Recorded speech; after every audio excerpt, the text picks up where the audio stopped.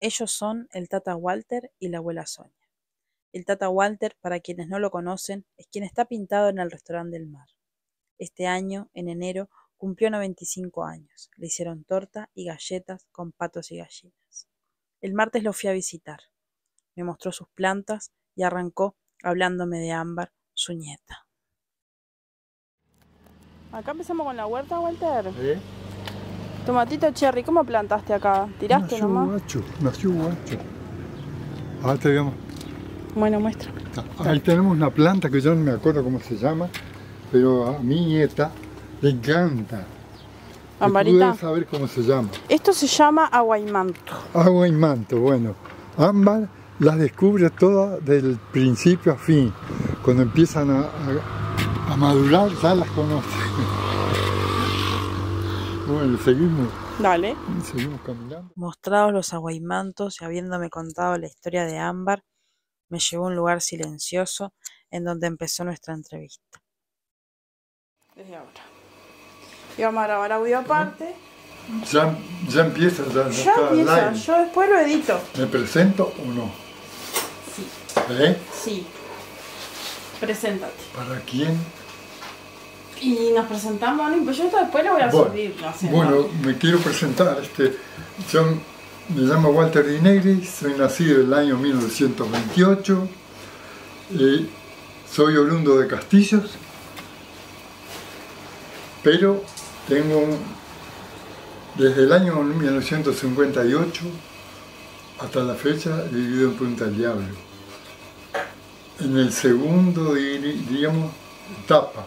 Tuve una etapa desde el año 43, por ahí, hasta el 48 o 49. Después tuve un intervalo que me fui a Castillo y volví en el 58 y hasta ahora estoy. No te fuiste más. Me contaste, tú viniste la primera vez porque tu padre había conseguido un contacto de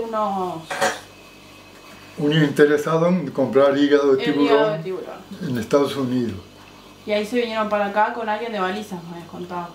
Bueno, entonces de pesca no conocíamos nada. Pero había un muchacho un peón que mi padre tenía una chacarita y era de Balizas. Y decir Balizas es decir, gente de agua. Ellos ya pescaban. Él ya estaba acostumbrado desde niño a andar en bote, a remar. Claro. O sea que Balizas se formó antes que a Punta del Diablo. Sí. En aquel momento no se hablaba de motores, eran remos. Era remo. Entonces arrancamos a pescar ahí con unas instrucciones que me dio ese muchacho. Yo vi un hermano mío, menor mío todavía, que era un gurí. Ahí nos largamos a pescar. Tenías 16 en esa época, ¿no? Sí, 16. ¿En qué vinieron de Castillos hasta acá? Si te digo, ni me acuerdo. Pero no, había onda. Había onda. Que iba hasta el Chuy. Sí, iba hasta el Chuy. Ahí va. Pero te quedaba en la carretera. En la carretera y después... No había entrada. No había entrada, nada. Había que entrar a pie. Con la maletita al hombro, con unas galletas, un pedazo de carne. ¿Ya conocías el mar? Muy poco. Conocía en Agua Dulce porque mis padres tenían un ranchito en Agua Dulce. ¿Cómo era la ida de Castillos a Aguas Dulce? ¿Había ruta? Había ómnibus. Había un ómnibus. Ya en esos años había ómnibus. De esto. O sea que Punta del Diablo fue bien posterior. Bueno, después terminó lo del tiburón porque terminó la guerra.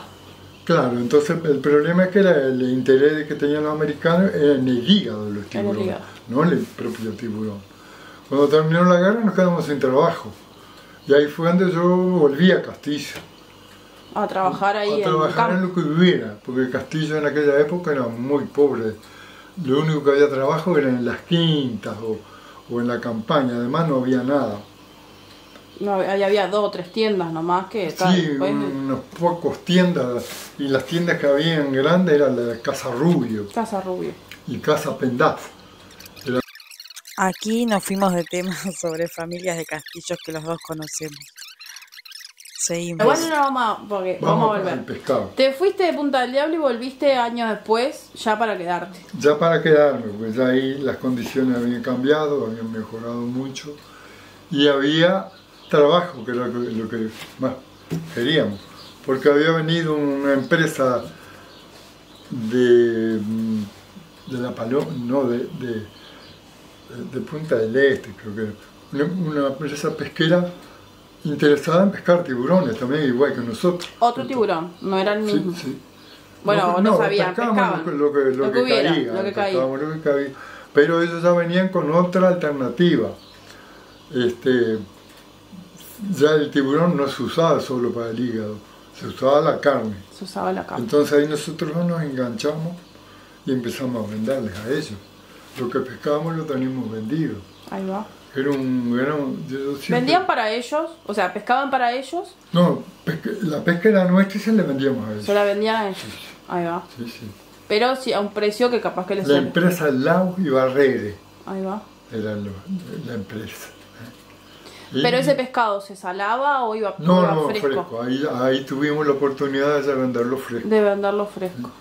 Hasta no sé, 2 o 3 años duró la empresa. Después se retiró la empresa y empezamos de nuevo a salar todo. A salar ustedes. Sí, a salar. ¿Y el salado se salaba todo el año? Que esa fue Esa una era- pregunta que te hice, sí, que ya te la han hecho y varias una veces. pregunta que hasta yo me la hago. ¿Cómo hacíamos para sostenernos pescando, pero con mucho gasto, porque ya en esa época ya las barcas habían cambiado de remo a motores? Entonces había ¿Te un acordás gasto. del primer motor? ¿Quién tuvo el primer motor? El primer motor. No me acuerdo. Pero- Trajeron un motor como para prueba, Como para prueba. a ver si resultaría, y resultó. Y entonces empezamos a motorizarnos todos. ¿Eso fue un cambio? ¿Qué les permitió el motor? ¿Ir más lejos, ir más Sí, rápido, ir más nos seguro? permitió- sí. Porque si no era remo, Mucho puro menos cuerpo. que- Ahora remo. unos estados, ¿no? Sí, Unos hombros. Estaba loco, tenía una ruptura que parecíamos uno de esos artistas americanos. Miren lo que quedamos. Pero bueno, después igual, o sea, nada, los motores era importante. Otra cosa que a mí me parece interesante que me contaste la otra No, vez. lo que te quería contar, que era muy interesante, cómo Lo del hacíamos salado. los pescadores Ah. para sobrevivir, porque pescábamos, pero el pescado no lo vendíamos, Claro, teníamos que elaborarlo, y eso lleva un costo, y un costo grande. claro. Bueno, te cuento que después de varios años ahí, a los golpes, como dice, los tumbos, apareció un comerciante de Castillo, Alfredo Lujambio, que nos propuso comprarnos el bacalao y proveernos de mercadería y tipos de pesca. Bueno, eso fue Durante todo el año. un gran paso que dimos, muy importante. Claro, les mejoró la calidad de vida. Mejoró la absolutamente. calidad de vida, porque además era Claro. muy difícil. Eran lo que muy había en las difícil, quintas, muy algún difícil. bicho que criaba y el Yo a pescado. veces me pregunto cómo hacíamos Y se sobrevive. la persona en los apretes.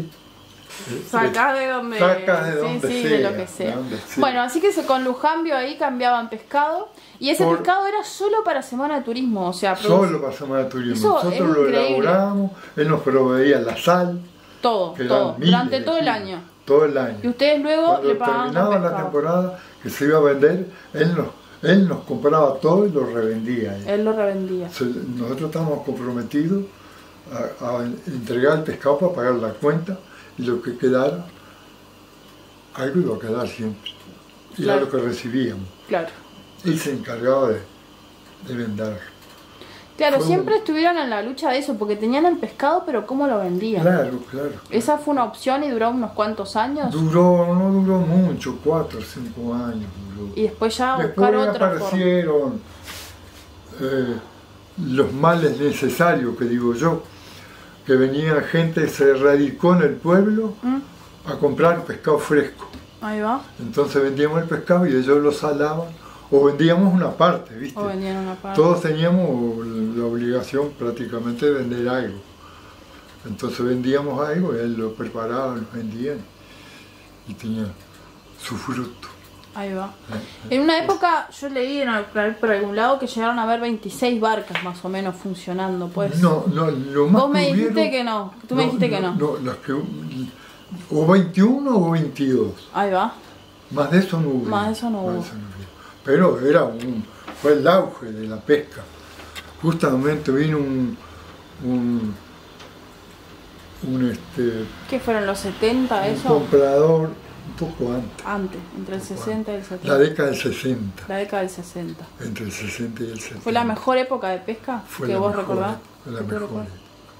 Imagínate que con todas esas barcas tuvimos una temporada que cada barca procesó entre 8 y 10 toneladas de bacalao. Bacalao.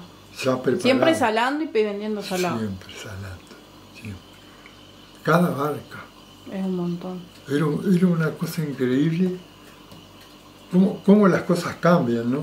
De no tener nada a eso. Y eso representaba mucho dinero para Sí, usted. representaba, sí. Claro, repartido entre 20. Claro. Cada uno tenía su parte. No, Y eso mejoró absolutamente. En realidad, claro, yo creo que permitió también, yo no sé, no fue el boom de Punta del Diablo en los años 60, o capaz que sí, pero a todos les fue como mejorando la calidad de vida. Seguro, sí. ¿Y lo de las vértebras ya había empezado en esa época? Ah, sí, las vértebras sí. No me acuerdo en qué año. Las vértebras tuvieron un rol muy importante en todo el pueblo, vamos a decir. Hubo un periodo que no tengo en memoria qué periodo fue. Fueron 2 años continuos que no había pescado, muy poquito. ¿No había pescado? No había pescado, muy poquito. Y me atrevo a decir que sobrevivimos por las vértebras. Con las vértebras. Las mujeres sacaron el pueblo adelante.